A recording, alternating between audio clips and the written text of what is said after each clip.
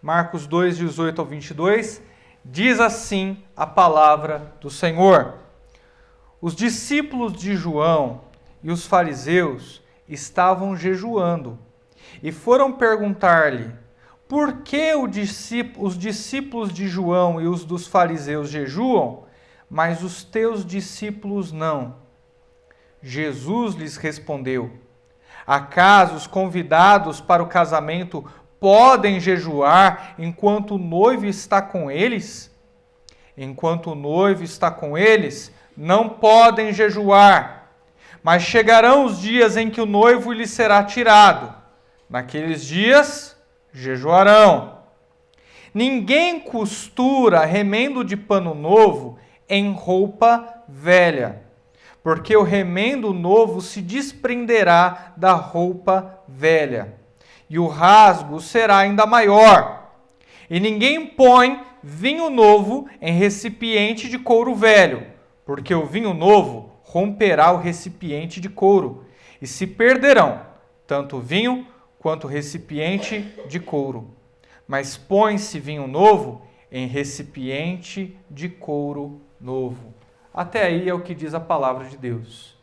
Irmãos, eu sei que muitos aqui têm dúvida em relação ao jejum. Vocês querem saber quando jejuar, por que jejuar e para que jejuar. E eu me proponho a responder algumas dessas perguntas essa manhã. Quer dizer, eu me proponho a responder sobre jejum tanto quanto Jesus se propôs a responder sobre jejum nessa passagem. Porque venhamos e convenhamos, ele não está respondendo ou discursando aqui a respeito do jejum propriamente dito. Ele não está explicando para que jejuar, por que jejuar, quando jejuar, o que você recebe quando se jejua. Ele não está respondendo essas questões aqui. Na verdade, ele está respondendo o oposto. Ele está respondendo por que os discípulos dele não jejuam. Então nós adentraremos a essas questões, mas elas não estão explícitas aqui nesse texto. Vou responder tanto quanto ele respondeu. Afinal, esse não é o tema principal da passagem. O que é que está acontecendo aqui? Cristo continua respondendo aos fariseus, continua dando respostas às suas indagações maldosas, indagações irônicas. Se você se lembra, no último capítulo nós vimos que os escribas da parte dos fariseus, eles chegaram ao mestre Jesus e perguntaram: por que é que você come com pecadores? E Cristo deu uma resposta maestral. Percebendo que não conseguiram pegar Cristo em uma contradição, pegar Cristo em uma incoerência, quando perguntado o motivo do porquê comia com pecadores, agora eles mudaram a pergunta. Quando não conseguiram pegar na pergunta A, tentaram migrar para a pergunta B. E a pergunta B não é por que come com pecadores. A pergunta B é: por que comem? Por que vocês comem? Por que vocês não jejuam? Por que come com pecadores? Deu a resposta: então tá bom, mas então por que come? Por que não jejua? Tentaram pegar Jesus de tudo e quanto que é jeito, sem conseguir. Mais uma tentativa de fazê-lo cair em contradição, mais uma tentativa de levá-lo à incoerência. Vamos ver como Cristo respondeu. Afinal, os fariseus jejuavam e os discípulos de João Batista jejuavam. Por que Cristo não jejuava? Isso é interessante, não? A gente tem a impressão que todos os discípulos de João Batista começaram a seguir Jesus. Porque João Batista mesmo apontou que Jesus Cristo era o cumprimento da profecia, aquele do qual ele estava falando.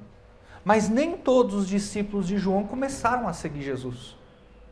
Tinha discípulos de João que resolveram ficar com ele e entender melhor a situação a respeito do Messias. Quem estava perguntando? Parece que há uma aparente, e eu disse aparente, contradição nesse evangelho em comparação com os demais. Mateus diz que os discípulos de João fizeram a pergunta a Jesus. Em outras passagens, como essa em Marcos e em Lucas, dá a entender que os fariseus foram os autores dessa pergunta. Afinal de contas, quem perguntou a Jesus sobre o jejum? Os discípulos de João ou os fariseus? O mais provável é perceber que os fariseus, envenenando os discípulos de João, fez com que eles perguntassem. Eu acredito que isso é o mais coerente, porque na última passagem, a gente percebeu que os escribas da parte dos fariseus foram os autores da pergunta ao Mestre Jesus. E agora nós vemos aqui um outro grupo, também influenciado, também envenenado pelos fariseus, que faz uma pergunta diferente. Ao que tudo indica, os fariseus propriamente ditos estavam evitando embates diretos com o Mestre Jesus. Não queriam se colocar na linha de fogo. Eles estavam envenenando grupos, influenciando grupos para perguntar por eles, para perguntar no lugar deles. Eles estavam ainda tentando ler aquele homem que veio de Nazaré. Eles estavam tentando compreender o ministério dele. E até que tivessem uma ideia melhor do que ele veio fazer, mandavam esses grupos no lugar deles para perguntar. É assim que nós harmonizamos essas passagens.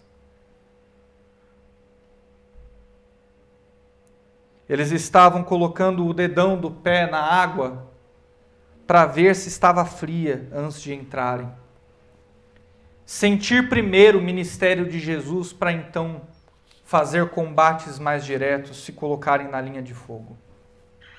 O interessante é a gente tentar entender por que é que os discípulos de João estavam jejuando. Nos é dito na passagem que os discípulos de João Batista estavam jejuando. Por que é que eles estavam jejuando? Bom, primeiro, os discípulos de João, assim como João, moravam no deserto. O deserto é um lugar de escassez de recursos. Então era natural jejuar ali. Era natural passar horas se abstendo de alimentos porque não havia nenhum. E se aproveitava aquele jejum natural para gerar espiritualidade, intimidade com Deus e conhecimento. Há uma outra teoria que também é mais adequada, era que João Batista, ele foi preso por Herodes.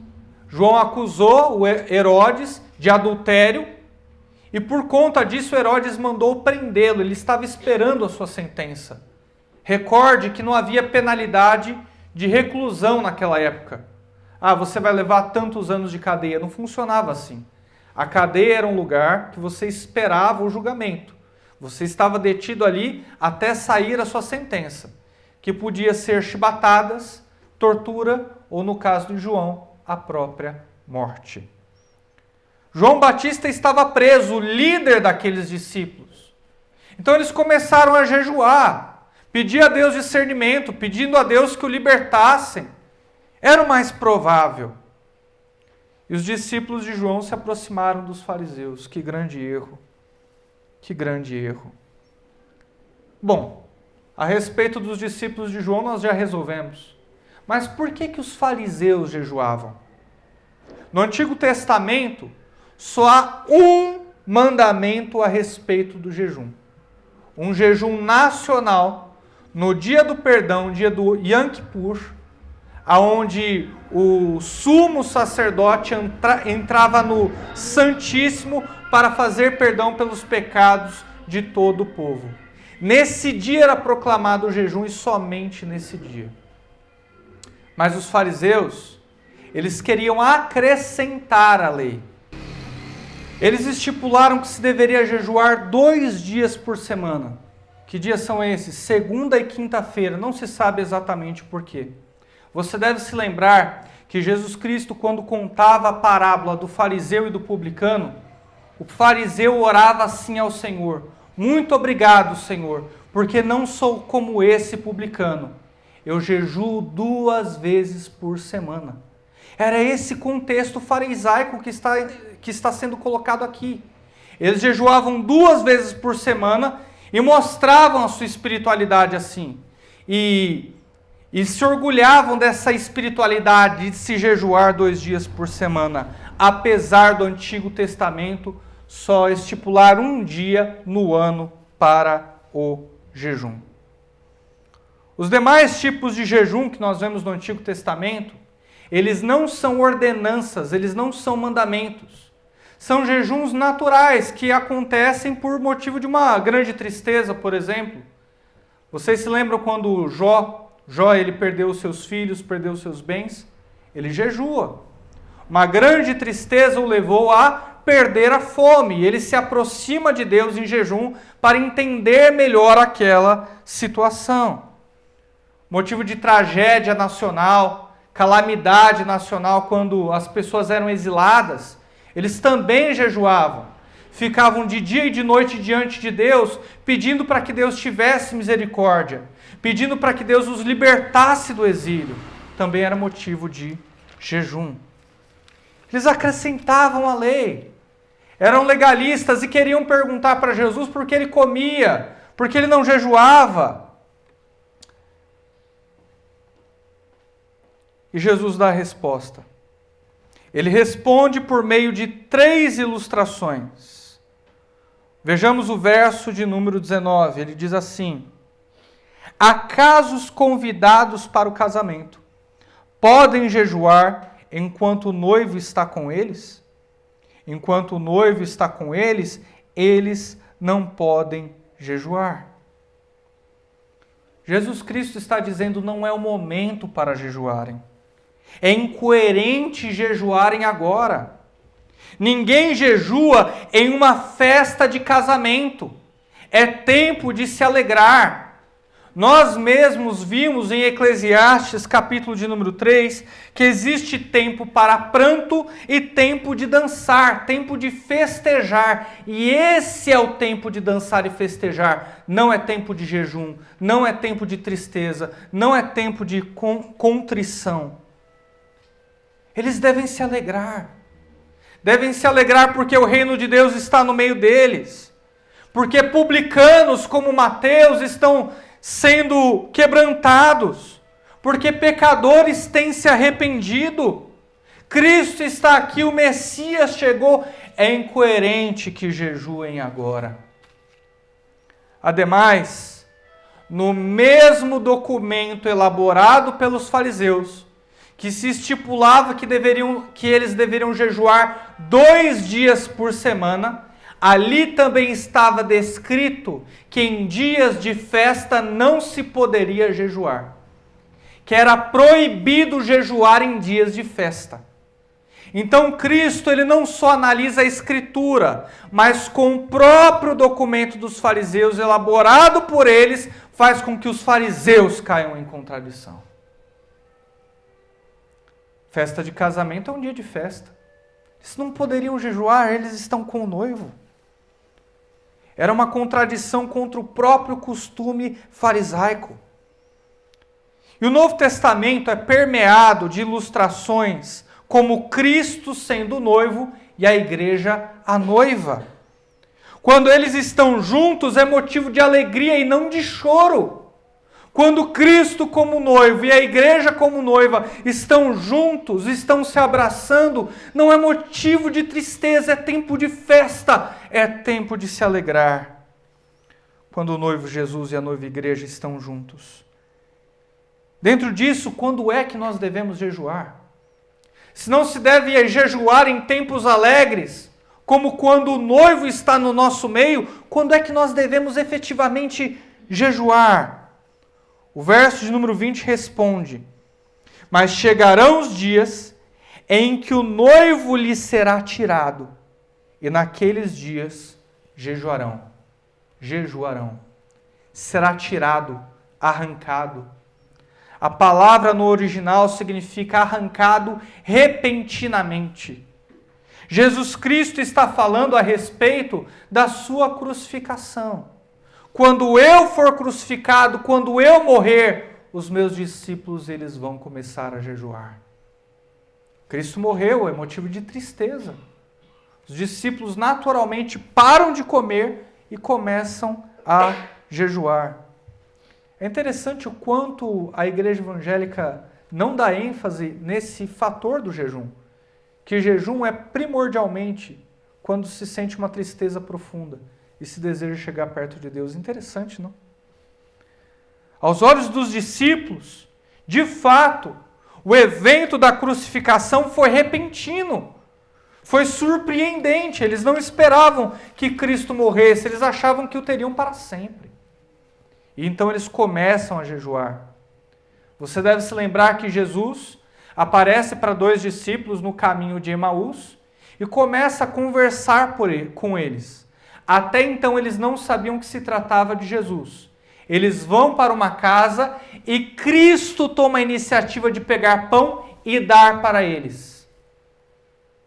Nós vemos esse movimento da parte de Jesus. Jesus pega o pão e dá para eles. O que pode indicar que aqueles discípulos estavam jejuando. Da mesma forma, quando ele aparece para os discípulos em outras vezes, como quando ele apareceu para Tomé, ele também pega o pão e reparte entre eles, dizendo, como que mostrando que a iniciativa de comer não vinha dos discípulos, mas de Jesus em dizer, o jejum acabou, eu estou no meio de vocês, de novo.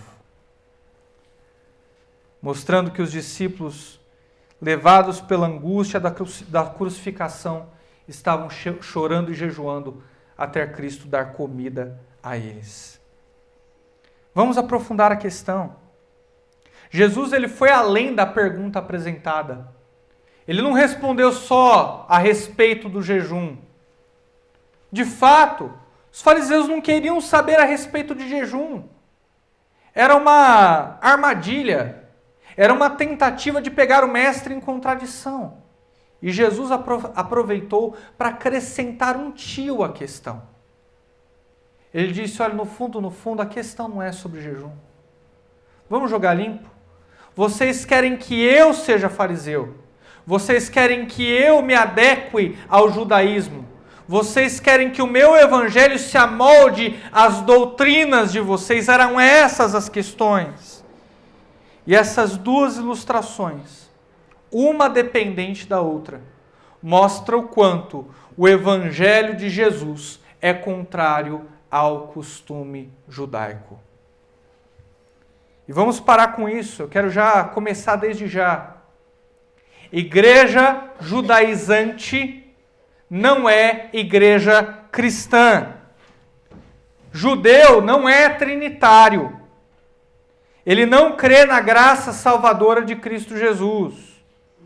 O judeu ele guarda dias, costumes e festas que de todo já foram abolidos na cruz do Calvário. Eu sei que existem certas instituições ditas cristãs que estão tentando voltar ao judaísmo. Peregrinação à Terra Santa, batismo no Rio Jordão, traz água do Rio Jordão. Algumas igrejas fazem arca da aliança, shofar, quipá, que nem do período interbíblico é. Tudo isso são modismos e heresias que nada tem que ver com o Evangelho de Cristo. E basta analisar essas duas ilustrações para que você perceba o erro que eles estão incorrendo. Não é eu que estou dizendo, eu só estou interpretando a Bíblia. É Cristo quem está dizendo. E eu sei que nesse ponto da mensagem, você pode argumentar assim, pastor, mas calma aí. O judeu, ele crê no mesmo Deus que nós. Deus de Israel. É só o Salvador, é só o Messias que é diferente. Bem, em 1 João, capítulo de número 2, verso de 23, diz assim: qualquer que nega o Filho também não tem o Pai. Claro como água, cristalino como cristal. Quem não crê em Jesus também não crê em Deus, também não crê no Pai. Ponto. Então para com essa história de dizer que o judeu tem o mesmo Deus que você, porque ele não tem.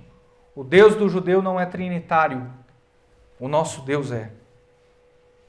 As doutrinas de Jesus estão veladas no Antigo Testamento. mas não tem nada a ver com o judaísmo. Olha o que diz o verso de número 21.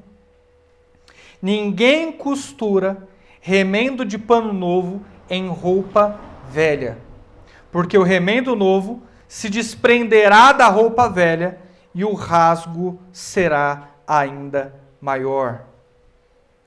Jesus Cristo está trazendo um ensino novo, um ensino diferente, um ensino que não tem nada a ver com o judaísmo.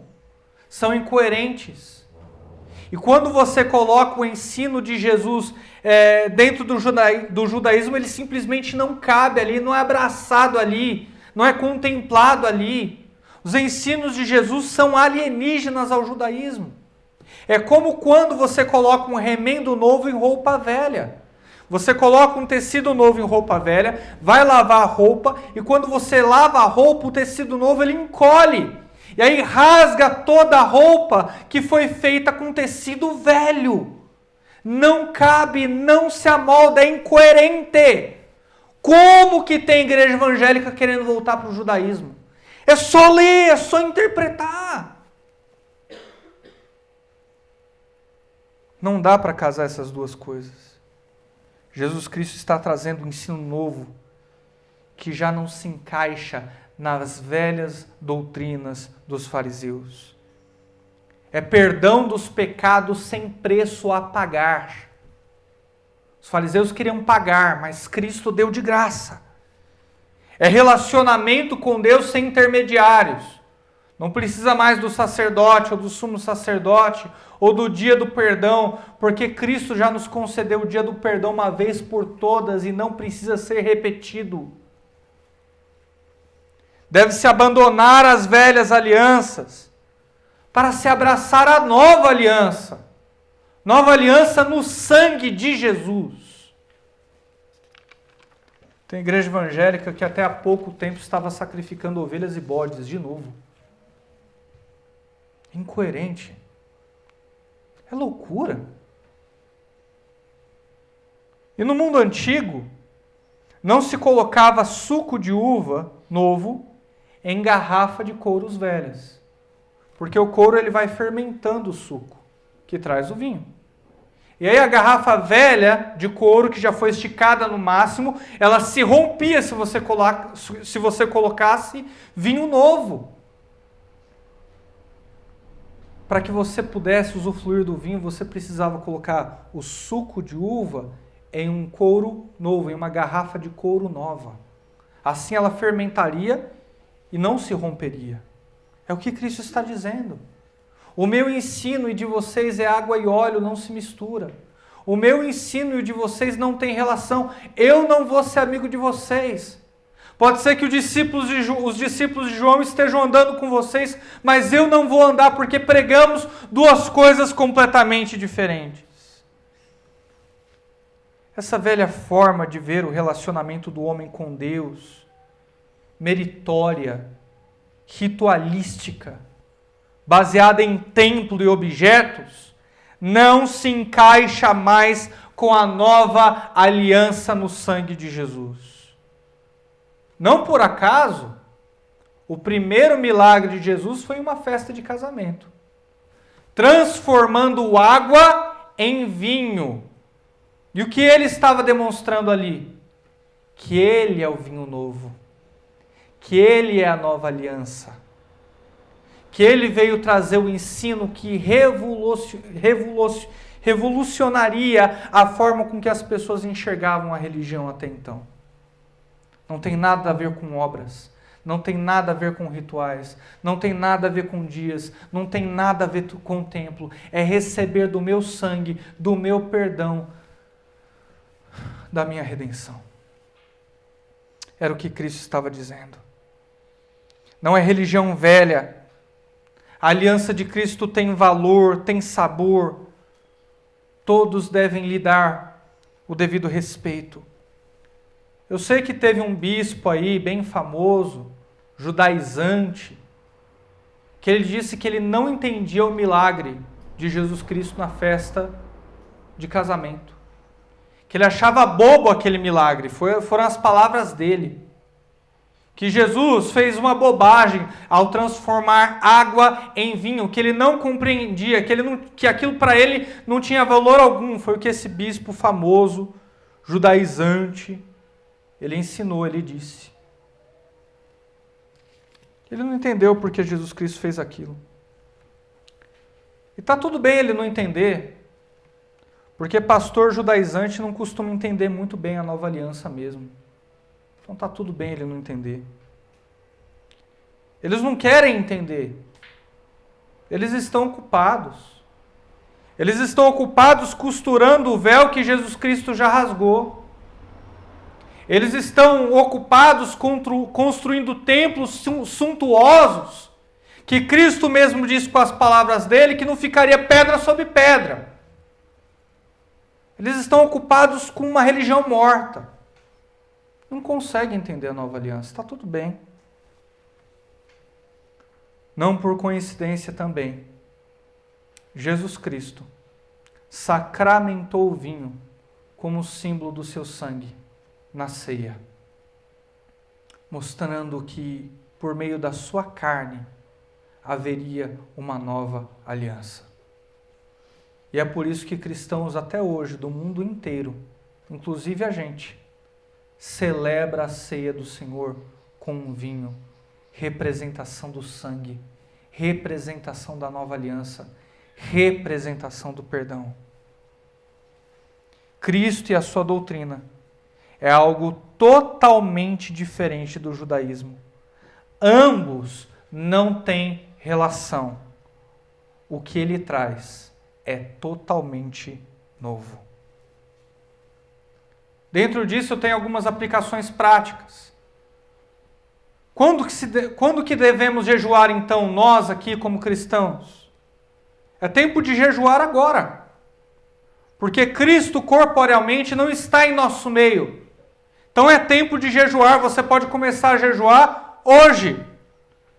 Cristo ele veio como infante e ele voltará como infinito. E nesse ato, nesse meio tempo, é necessário que a sua igreja se aproxime de Deus em jejum e oração. Por que nós jejuamos? Para obter sabedoria de Deus, discernimento da parte de Deus, consagração, adoração. É para isso que nós jejuamos. Para nos encher do Espírito Santo. Para nos encher da pessoa de Deus. Eu sei que já teve gente que ficou feliz aqui de eu ter dito sobre vinho e eu ter elogiado o vinho. Mas se lembre que a palavra de Deus diz: não se embriague com o vinho que a contenda, mas enchei-vos, ou sejam enchidos do Espírito Santo. Quando você for jejuar, não jejue para mostrar espiritualidade. Não jejue também para receber algo em troca. Sabe por que você não deve jejuar para mostrar espiritualidade ou para receber algo em troca? Porque isso é judaizar o jejum. Porque isso é fazer justamente aquilo que Cristo disse que é o oposto à sua doutrina. Nós não jejuamos para mostrar espiritualidade, isso é farisaísmo. Nós não jejuamos para receber algo em troca, isso é coisa de fariseu. Nós jejuamos porque nós amamos a Deus. Não é moeda de troca. Não há preço a pagar, porque o preço já foi pago. Mas em resposta a esse perdão, constrangido por esse amor, eu quero adorar a Deus assim, em jejum e oração.